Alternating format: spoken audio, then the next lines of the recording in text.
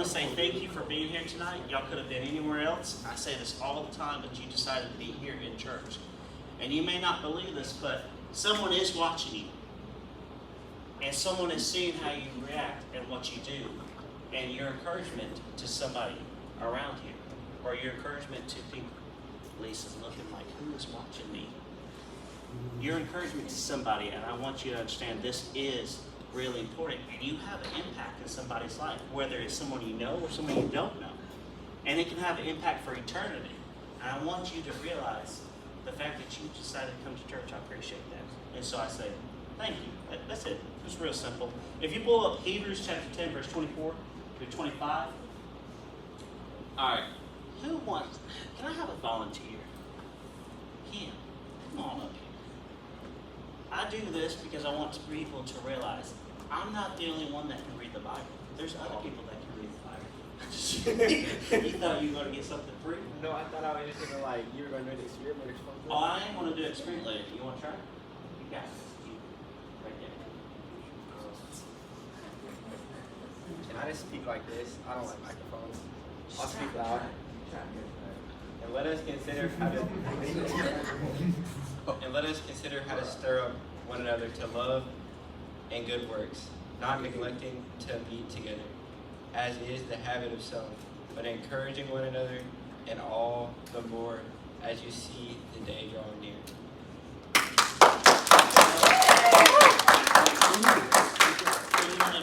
Sir? Are you sure? Okay. All right, so tonight is actually about dating. The next week will be about dating, and we're going to have two special guests, Adam and Emily, if that's okay with y'all. And think of some questions that you might want to ask. It's really laid back. We also have pizza. We have a couple of games. It's more of a relaxing night than anything because y'all are going back to school Friday, right? Is everybody going back Friday? It's Thursday. Tomorrow. That really does. Wow. Okay. Pizza? Yes, pizza next week, not tonight. I'm sorry. So the title of we're going to talk about relationships. We're going to talk about what a godly relationship looks like and how you should follow a few things just to make sure your life looks right. So the title of my sermon tonight is called It Takes Two. Any of y'all watch that movie, It Takes Two? It's a game. Looks like a video game. It Takes Two? No. What day? Okay, wow. Okay. Anyways, it's not a big deal. Anyways, if you have your Bibles, we're reading out of Genesis chapter 24. If you have your phones, Genesis chapter 24. I'll give y'all a second. Genesis chapter 24, verse 1. How many of y'all started reading y'all's Bible just out of curiosity when you wake up in the morning? It's okay. Be honest. You can be honest with me. Do y'all read your Bible maybe at the end of the day, beginning of the day? Okay. All right. Have you noticed a difference in your life, or you just say it's all right? It's kind of normal. It's kind of normal. Kind of normal. Okay. Well, then you know what I encourage you to do? Sleep better. I encourage you to read. I encourage you to pray and ask the Lord to change a few things. Oftentimes with that, things do change. You just got to be consistent in what you are doing, from my experience. But if you're in Genesis chapter 24, verse 1, and the title is called A Bride for Isaac. And so, if we're bringing that up, there we go. It says, now Abraham was old. How old was Abraham? Old. And advanced in his age. And the Lord had blessed Abraham in every way. Abraham said to his servant, the oldest of his household, who was in charge and owned, please place your hand under my thigh. That would be weird, would it not? That would be... All right, for those that don't think it's weird, okay, maybe it's normal for you. For me, it would not be normal. Lee, if someone told you, can you put your hand under my thigh, would you slap them, or would you say, okay, sure? Anybody else would slap them. I would slap them. That's just my opinion. Okay, so put your hand under my thigh, and I will make you swear by the Lord, the God of heaven and the God of earth, that you shall not take a wife for my son from the daughters of Canaanites. See, the Canaanites were not good people. They were bad people. Like bad. Like you just don't go there. real simple.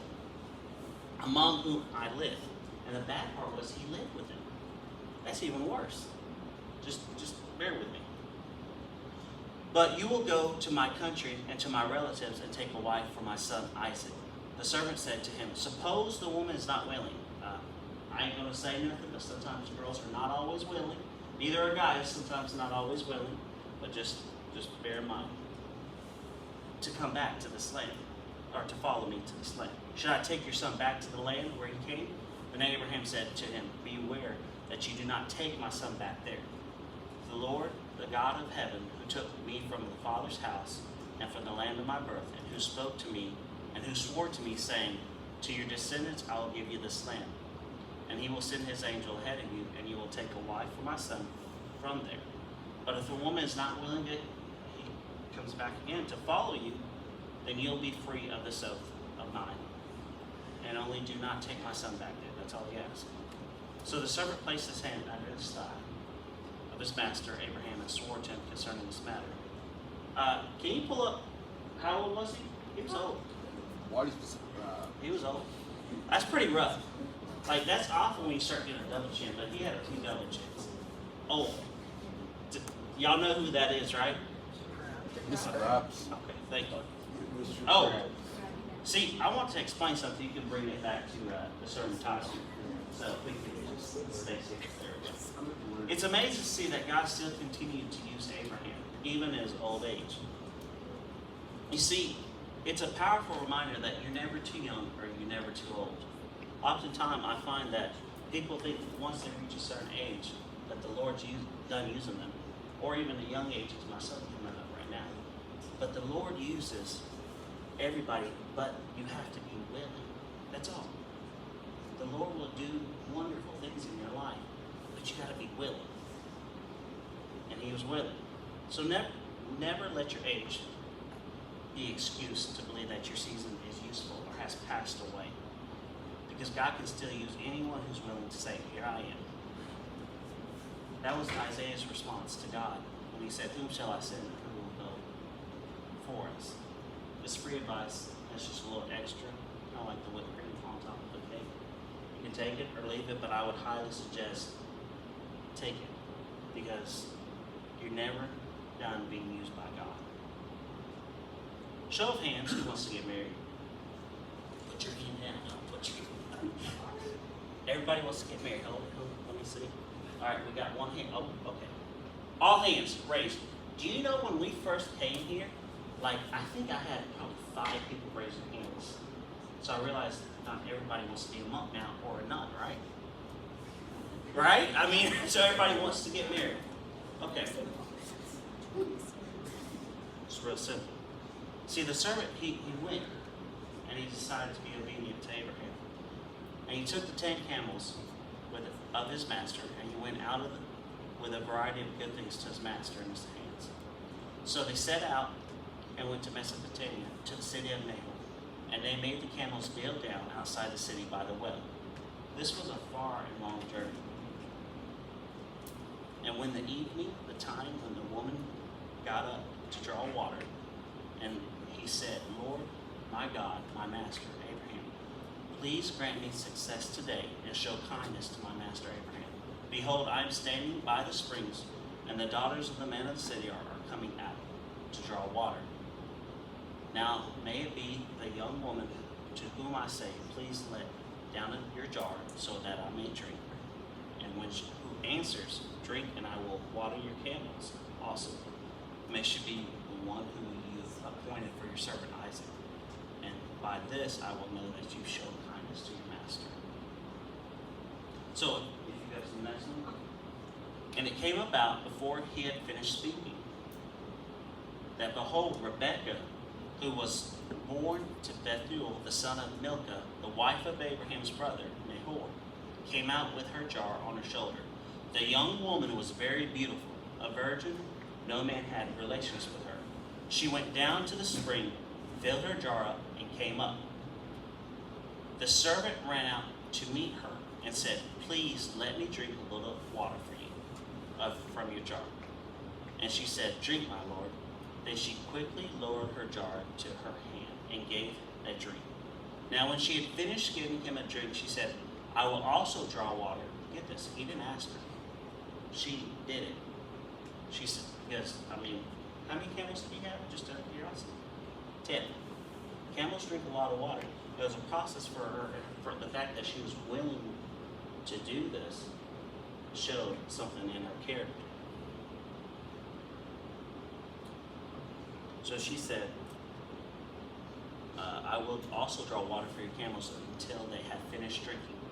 So she quickly emptied her jar into the trough and ran back to the well to draw, and she drew it for all the camels. Meanwhile, the man was taking a close look at her in silence to find whether the Lord made his journey successful or not. See, at first, when you hear this, you would think that she had met all the requirements. Would you say that? He asked, Lord, let it be this. Lord, if this person, then let her water the camels and also give me water. And that kind of makes sense. But at first, she doesn't meet all the requirements, and that's why he's watching her. Sometimes we get excited when we overlook the most important detail what God has for our lives. If you can bring that example up. See, how many of y'all, be honest, have met a guy or met a girl and you're just in love? I'm talking about in love. You do anything and everything for babe. You got that? And you're gonna buy them. Why are you laughing? That's not that funny. That's serious. Babe, the B-A, the 4 on it, right? Okay. Is that wrong or right? Am I saying the wrong thing? Okay. I'm sorry. Maybe is that not the lingo now? What do y'all use? Huh? The huzz. Am I saying this wrong? No. The huzz. You do everything for the huzz. Yes. I think I like Bay a lot better. You do everything. I mean, you're buying them gifts. You are taking them everywhere. You're their own personal chauffeur. You're buying them food. You love them. You're texting them 24/7. You can't live without them. And you're like that person that says, I'm in love, and I don't care who knows it. Right? Have y'all ever reached that point in your life? I have, personally. And, you know, sometimes we kind of miss it completely. And sometimes we miss it all the way. And it lasts for, what, a week, maybe a day, 24 hours? And us is gone. Or Bay is gone. Nowhere to be found. And I want you to understand this. Because, you see, when the camels had finished drinking in 22, the man took a gold ring weighing a half shekel and 2 bracelets for wrist, weighing 10 shekels of gold. And he said, whose daughter are you? See, remember, Abraham told him to make sure she had to be from a certain group, that she had to be a family member, and it could not be a Canaanite.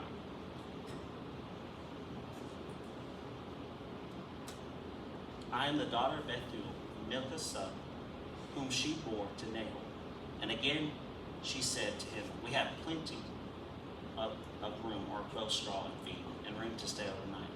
Then the man bowed low and worshipped the Lord. And he said, bless the Lord, the God of my master Abraham, who has not abandoned his kindness and his trustworthiness towards my master.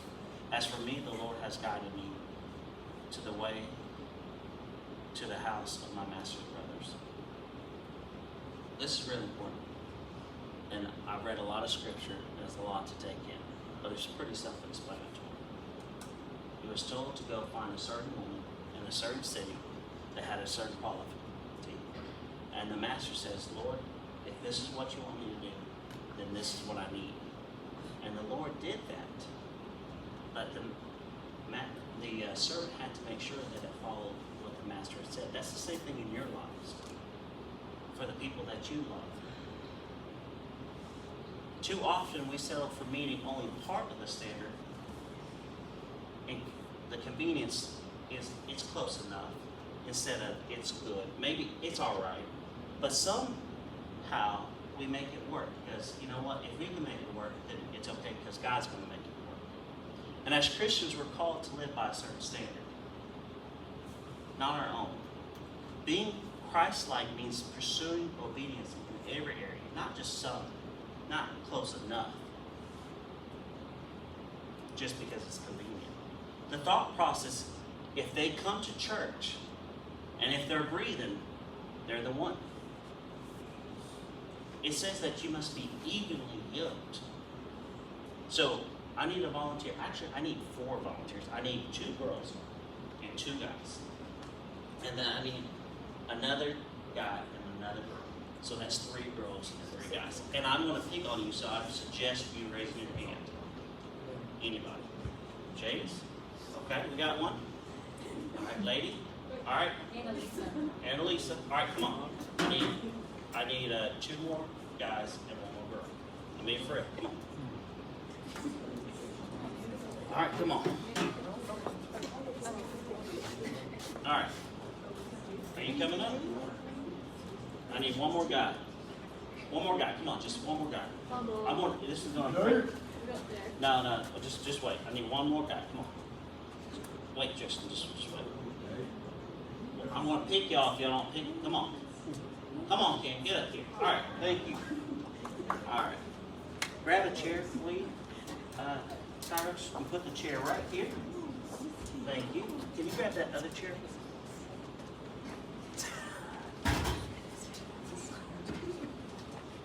Oh, this is going to be good. This is going to break this down so simple, and it's going to make you understand a few things in life that we often do a lot. So, what girl do you want to pick? No. What girl? Just tell me. Just go in order. All right, go in order. All right, go in order. All right. So then I need y'all. I need you to lay down on the ground. I need you to lay down on the ground. Lay down completely flat on your backside. All right. So come here, and then you come here. Go on this side. Please go on this side. All right. All right. So you're going to grab the legs, and you're going to grab the arms. You're going to grab the legs, and you're going to grab the arms. I'm going to need y'all to physically, but listen to me. You can do the opposite, whatever they're comfortable with. I'm going to need y'all to physically pick them up and put them in the chair. But not yet, not yet. I'm going to take the chair and put it all the way over here. Can you move that chair?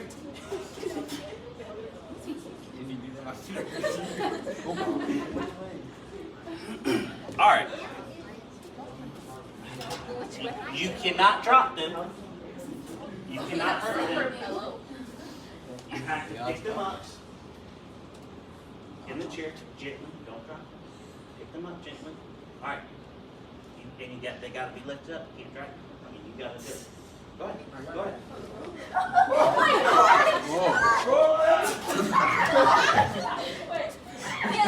Come on, Elise. We're going. Grab my arms. Grab these up.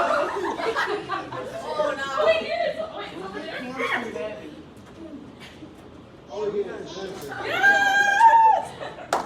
That's a lot better than I expected. That's good. Y'all can put the chairs back. Can we sit down too? No, just put the chairs back. Thank you so much. That was actually really good. That was really good. Who struggles? If you looked at it, who would you say struggled? Them. So here's the idea. Evenly yoked. It doesn't mean stronger. Evenly yoked means that your life is on Christ. You see, the most important detail is that when you have what to offer, it's not what you have to offer, whether or not you're strong or whether or not you're good looking, which is important, I would advise you, but whether you belong to God. Do they truly walk with God? Does their life align with the Word? Does the standards matter? Do standards that you have matter to them? You see, I'm going to do it for both. Many girls out here are working on a broke down minivans, trying to turn into a BMW, a Mercedes, or Lexus. And I got a question, why are you doing that? Why are you trying to take something that's messed up or broke down and fix it yourself? Same thing for guys. Many of you guys are out here trying to take a rusted old project truck and turn it into a Ford Raptor or a nice car. Why? What are you doing? Is that your job? No, it's not your job. Stop trying to build someone into the person you're praying for. That makes no sense. Instead, wait for someone who is already pursuing God and is growing into what He has called them to be, and you. You can't force someone to become what God has called them to be. Look for someone whose heart is already aligned with the Lord and not with someone you're hoping to fix. That makes no sense. Character isn't built overnight. It takes a process that takes time, years sometimes. I'm even building my character on some things that I'm asking the Lord to work on. Don't date potential while ignoring reality. My goodness, if you could step back and see, what was I thinking? Why did I do that? Look for someone whose life reflects a genuine relationship with Christ. And make sure your life reflects a genuine relationship with Him that aligns with His life. It's not hard. It really isn't. It's not complicated. It's simple. But sometimes our flesh is weak. I understand. I do. So, I want to ask you just a simple few things. I'm going to come down on the also button, which didn't really go down much, did I? Wow, this thing is quite tall in here. I might go back up. What's your intentions when you date somebody? I mean, I think about that. What is your intentions when you date somebody? Are you pursuing a godly relationship? Are you just trying to add another body count to your life? Yes, I said that. I mean, seriously, think about this. Just a simple little checklist that you, hey, I got that, now I can move on to the next person. You may not believe this, but you carry a lot of things when you hook up with somebody. Don't do that. What do they believe? Do they believe in purity? Do you believe in purity? Are they pursuing a godly relationship? You may not believe this, but you can tell you, I get fired up. There's a lot of things I get fired up, but this is something I get fired up about a lot. And I have to back down a little bit, but I'm not going to really back down right now because I want y'all to understand how serious this is and the weight it has for the rest of your lives. Do they honor God? And is what their life and what they do, is it designed for just a temporary thing, or is it designed for a long period of time? I want you to understand purity it's a gift. It's been given to you by God. And nobody should take it. And you shouldn't take someone else's. And you shouldn't allow someone else to take yours. You should give it, but only give it through marriage. I'm being dead serious when I say that. You will cause so many issues and emotions in your life, chemical imbalances that shouldn't be there, that throws everything for a loop. And what happens if you don't marry that person? So you what? Go to the next one? Do all the same thing again? You go to the next one and do all the same thing again? No, that sounds foolish. You do the exact same thing, expecting different results. Are they faithful? Do they attend even church? Do they even talk about God? Do they pursue a relationship? Or is it occasional? Well, you know what? It's occasional. I'll see what I can do. Does their attitude change around the crowd and then around you? If it does, that should be a question. Are they consistent with their attitude all the way around? Think about this. It's a true, genuine question. When someone acts a different way around you, but then they change, what happens then? Do they place you in situations that encourage holiness? Or do they constantly tempt you to compromise your convictions? And you might say, well, I don't have convictions. That's even worse if you don't have convictions. Are they open? Or are they secretive? Do their actions reflect integrity? Do they respect your time, your boundaries, your relationship with God? Or do they expect you need to be here right now on me?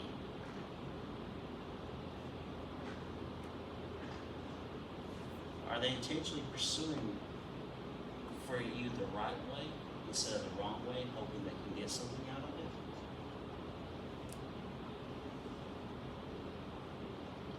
Will they let you look at your phone? That right there should tell you something.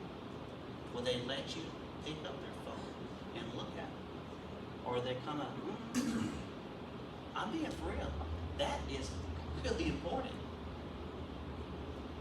What kind of apps do they have on their phone? Oh, it's just a guy. Oh, it's just a girl. Yeah, okay. We'll go with that. See, does the career line up with what you want to do? Oftentimes I find, and I want to keep my mouth, I want to be careful when I say this, but I want to have to be honest. If you plan on going in ministry and you entertain the idea that's not a person that's not going into ministry, and you play around the idea, help me understand that. How's that work? Or if you plan on, I want to go overseas and do stuff, and this other person wants to be a homebody, how's that work? Does that work? Think about this. I'm being real. There's nothing wrong with talking with a person. There's nothing hanging out with a person. But if it doesn't line up, are you just trying to make it work? I mean, think about this. Don't try to hang out with somebody. If you want to hang out with them, it's fine. It's up to you. But if things don't line up, then what are you doing? You see, I don't think my voice is loud enough right now, so I want to make it even louder. You see, the servant that Abraham had, his name, I believe, this is my opinion, I'm going to say it's my honest opinion, was Eliezer, which means God is my help. So, when you look at a relationship, you say, God, please help me with this relationship. Have you ever gone into a relationship, or have you just said, I think I got this, I'm going to go to church, I'm going to keep this separate. Or you say, God, please tell me, should I date this person? Should I talk to this person? Is this even an option? Or is it not an option? Whether or not they're cute, whether or not they're hot, whether or not they're not. It's a question that you got to ask yourself. Don't fool around with something that you shouldn't be doing at all. Nobody needs to do that. And the reason I say this is because all of y'all raised your hands that you want to get married, and I'm glad that you get married. Marriage is a wonderful thing that the Lord has ordained. And I think it represents Christ in the church. That's what it is.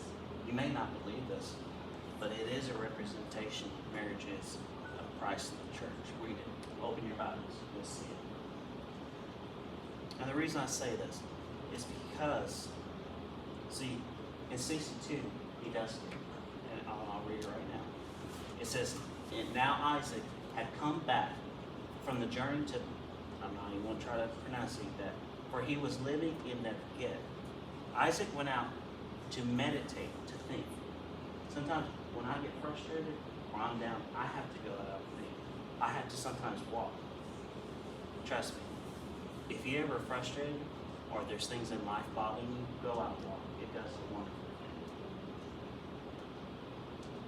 Isaac went out to meditate in a field toward evening, and he raised his eyes and looked, and behold, camels were coming. And Rebekah raised her eyes, and when she saw Isaac, she dismounted from the camel. She said to the servant, who's that man walking in the field to meet us? And the servant said, that is my master. Then she took her veil and covered herself. Then the servant told Isaac all the things that he had done.